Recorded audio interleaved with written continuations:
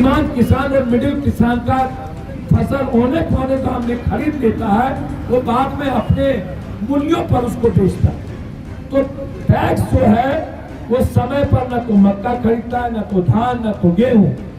Tax की स्थिति अच्छी नहीं है। नीतीश जी समझिए, इसको समझने का प्रयास करिए। आलू 5 रुपए की वो बेचता है 50 रुपया में।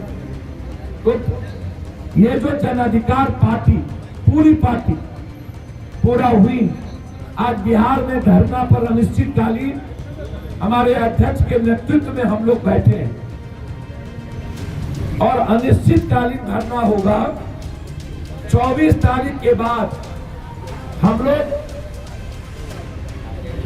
गांव चलो किसान मजदूर रोजगार यात्रा पर निकलेंगे और बिहार के किसानों को बताएंगे कि आपकी जिंदगी किस तरह से तबाह कर दी गई इन नेताओं सरकार के द्वारा।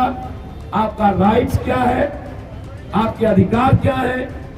मजदूर का पलायन लगातार जारी है, नीतीश कुमार चुप है और रोजगार की बात अब खत्म हो गई।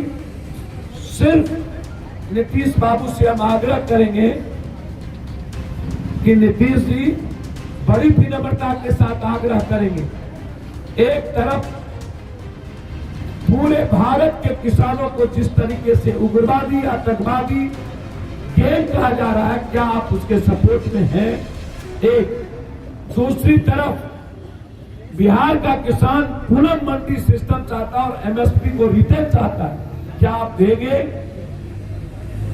चौथी तरफ जो किसान आज भारत की आवाज पंजाब, उत्तर पश्चिम, आंध्रा का किसान आज बन चुका है, क्या बिहार के किसानों के भी राइट्स के भी आप बात करेंगे?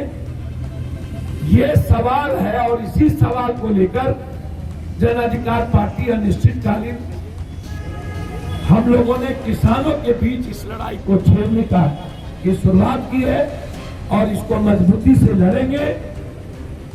जरूरत होगी तो गांव जाकर के इस लड़ाई को आवाज देंगे और भारत की आवाज के साथ खड़े।